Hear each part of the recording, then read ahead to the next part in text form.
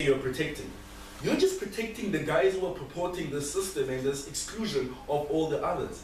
So why are you actually protecting them? So interesting thought. This is what actor analysis can do. Can bring in. This is a whip speech. It was new analysis, not new matter at all. It's spoken about each of these individual subgroups of Muslims who might want to use the image. So at the end of the day, having a tool like actor analysis allows you to pull arguments from where you didn't know they existed. And it's very important about that. Matter generation, incredibly important. Creating extensions, same thing. If a first principle has been done to death by the first half, like I saw your Russia debate, and like the first half was done. Like you guys brought up all the knowledge about what's happening in Russia. And if you're in such a debate and you're in closing government, you're like, oh, damn it, there goes John Mark, he takes everything. Then you've got a chance to kind of like spin it around by analyzing actors or by analyzing different scenarios, which is what we're going to be learning with game theory specifically. Formulating a team line. You know how many discussions we've had about this, about not good enough to have a set of arguments, not good enough to have a case with interspersed arguments, kind of doing something, but kind of proving that you're right. It's important for you to work from a principle and a team line. I must know what are the kind of philosophical underpinnings of what you think, and from then on, you want them to build from that your argumentation, not the other way around. Because a bunch of good arguments don't necessarily sum up to a good case, and it's very important to remember that. And this allows you to kind of build a framework around your thinking. The last one, Bolster's analysis. Oh, definitely Bolster's analysis. You might have a very boring way of describing something in an abortion debate, for instance, like which has been done to death. You kind of know all the arguments just because the debate has been very rife throughout society. So if you think about the general arguments that are around abortion, I saw a very interesting one which I'm not going to talk about. 2009 World's Final. I think you've seen it. Yeah, with a zombie. I'm not going to spoil anything. It's really a good debate, and I think every one of you who really wants to push yourself into creative thought and like really stretching the boundaries of your thinking need to do something like that. But ideas like this are a very good place to begin with. Because immediately when you learn the idea and then you learn how to challenge it, that's already you thinking much wider than you would have ever thought if the idea wasn't meant to begin with. So just something that's not explicitly on the slides, but that you've just alluded to is a sort of what general arguments also do is there's usually in a debate there's sort of that vanilla stuff. Mm-hmm. If you don't do vanilla, then people are going to say you missed why we're having this debate at all. And the general arguments mean that you hit the vanilla stuff. Because you've got to have ice cream before you flavor it. Yeah. And that's actually very important. And this is a kind of tool, it's not a same framework. Yeah. It's a good framework from which to build.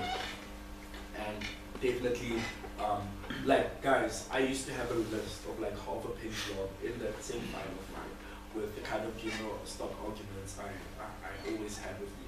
Like, when am I going to argue feminist and women's rights? When am I going to jump in and argue like the weirdest things? And I had a list of these, and even in Afrikaans debate I used to have it. And whenever I felt like, well, nothing is happening here, then I'd like try and pull one of those out into the major leagues, use my little formula to create an argument and see how well I can convince myself that the argument can work. So it's definitely something for the tool set. Warnings, what this is not. This is not, first of all, do not use the name of the argument. It's probably the most corny and irritating thing on earth to sit and watch a debate and hear someone say, guys, I want to talk to you about lottery of birth. It was very cool a few years ago when no one was doing lottery of birth.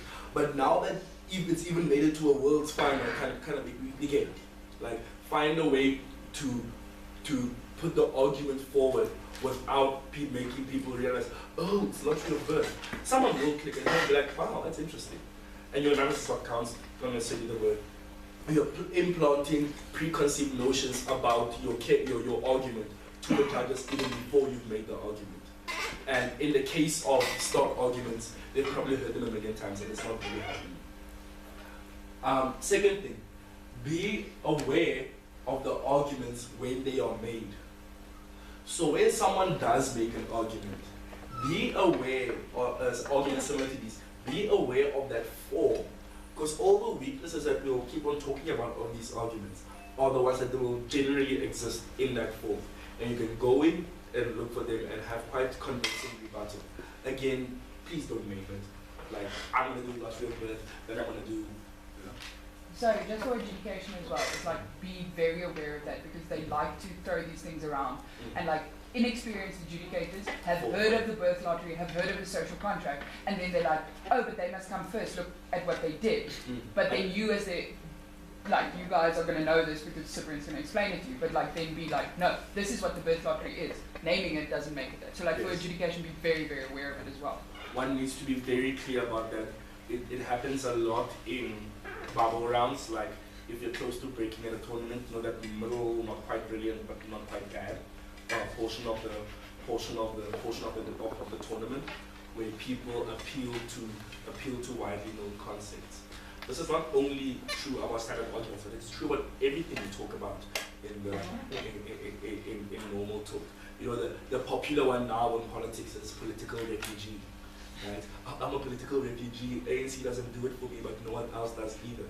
And I've been throwing it around as well to talk to Henry. But the point is, it's a nice thing to say. I'm a political refugee.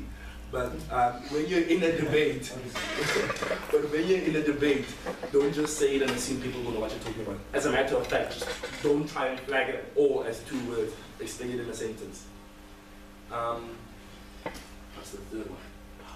Nuance and evidence should be used to improve the argument. This is like the goal of what makes some of these debates incredibly amazing. The fact that you build in nuance.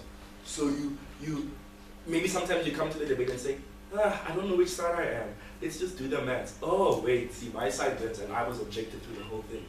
And nuance sometimes does that, convincing the guy that you're objectively looking at the facts, where you're obviously just trying to win the debate. And again, evidence. There's one thing I wish we could learn how to use more in debate and in arguments like this, where it's actually very crucial, is how to use the information you have. I told to Michelle about this week, and I was like, it does sometimes happen that when you know a lot about emotion, the whole room knows a lot, it's about a data dump. Let me give you the whole history from A to Z. That's not Prime Minister's job. That is not, that's no one's job. You need to get to the first principle as soon as you can, and the principles need to clash very early on. But if you can take that evidence, that you've got, you know, the way you know how Russia works or whatever, and are able to plug it in just the right moment, it adds color to an otherwise dull and up in the air discussion. And in these debates, it can easily be about that. And then the last one, no substitution for dynamic argumentation. You live in the debate. In that debate, X happens, Y happens, Z happens. You need to be able to adapt. You need to be able to chuck it out if it doesn't work anymore, but still maybe keep some of the salient points you made. Sometimes the framework will have to be abandoned in the middle of the debate. Sometimes you might need to be plugging holes in the framework. The most important thing is what happens in the debate largely should determine how your arguments come across and make your arguments more complex. So a formula will never be a substitute for what dynamically happens organically within a debate, and you should be able to not use it as a crutch, so to speak. And very important, because these things can become crutches. Like some of the more mediocre-ish debaters do that. These types of things become crutches. So much so that you can almost predict what they're going to say even before they start speaking. So we need to move away from that. Game theory. So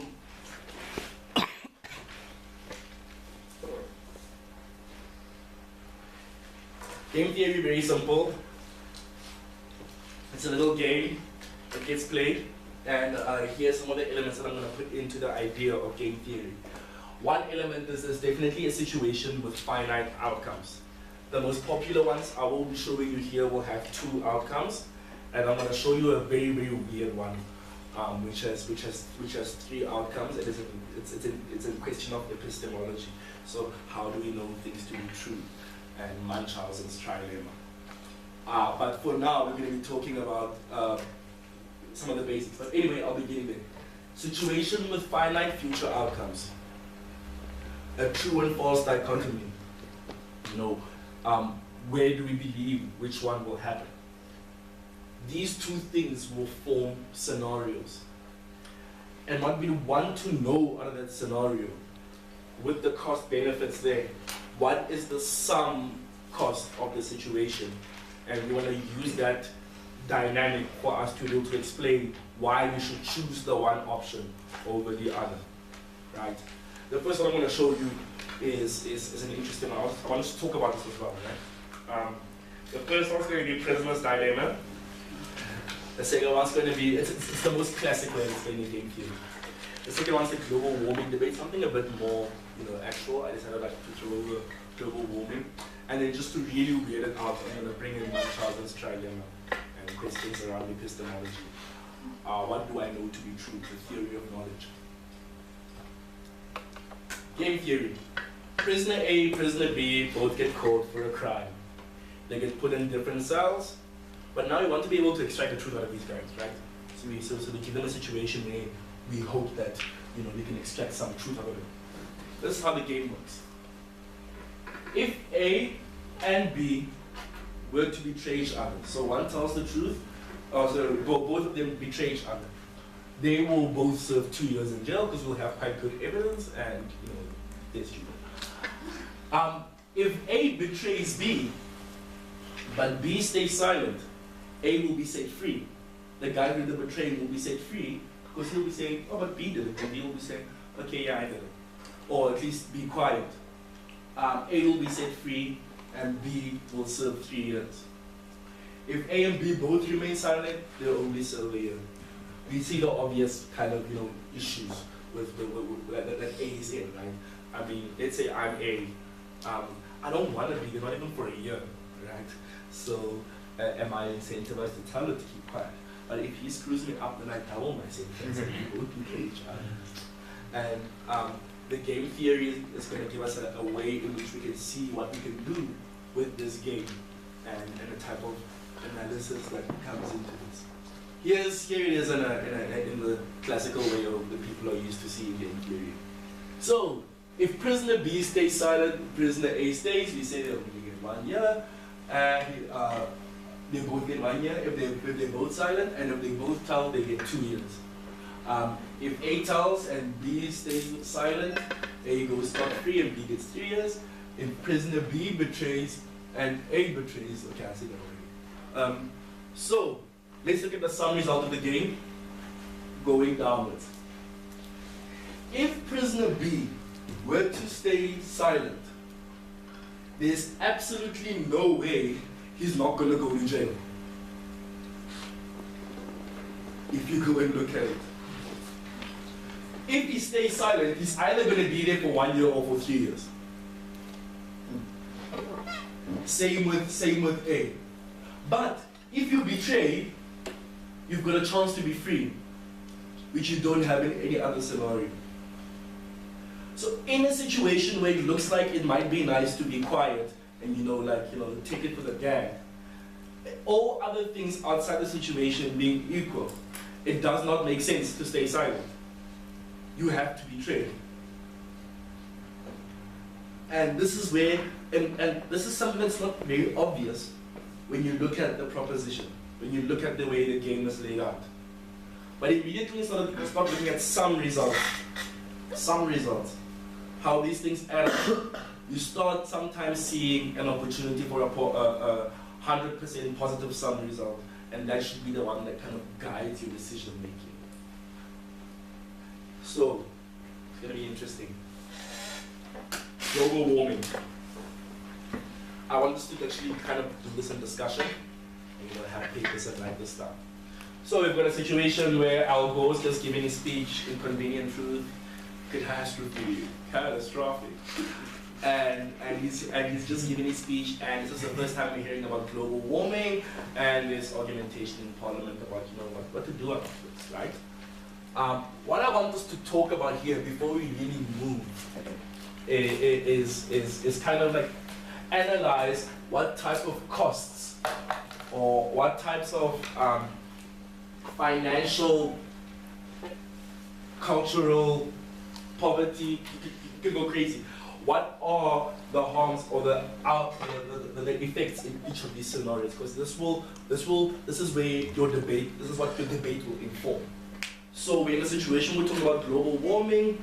Al Gore has just said that, global warming is happening at the scale or whatever, and there's a whole bunch of economists who don't believe that, right? And maybe we're working the right. That's cool. The point is, let's start. If the government takes action and it happens to be false, i.e., they take action to curb global warming, but global warming just never happens. What are the costs involved for government? Can we have a discussion? Can you just scream a few things and I'll jump down? Well, you're harming business because you're putting in restrictive legislation.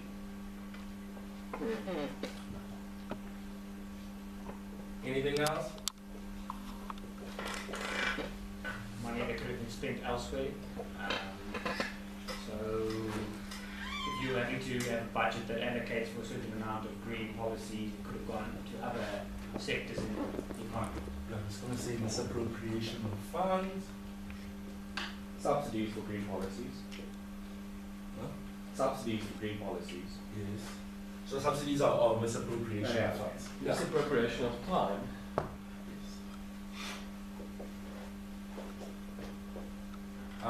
Flesh that out a bit. So what do you mean by time? Well, This the is country management has been now spend a lot of time and actions when being so funds, time, all of that effort. yeah. Anything else? Now go crazy. Those are the easy ones.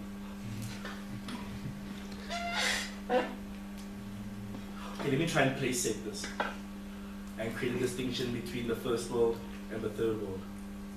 And really now go into the dynamics of a third world country and the economic effects. Oh, might not be detrimental for a certain developing country when there are certain legislation passed over that's harm business really, in reality, but it's a state of maybe to say that you can't build a mine or whatever the case may be because it's harming the...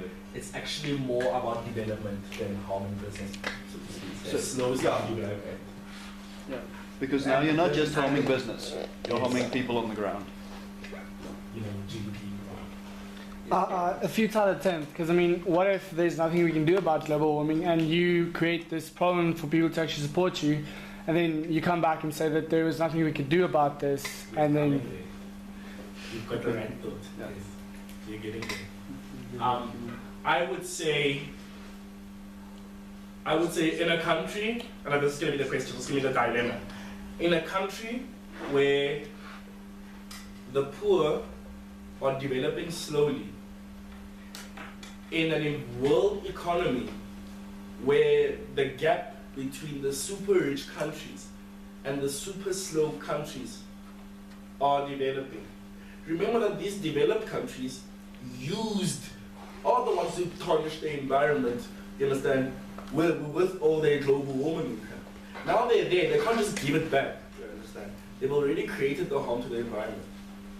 So the question is, for these poorer societies, will they ever be able to catch up if they're forced to play the green game, the same as the rich countries? So there's a systematic bias against developing countries would have been the one I would put on here.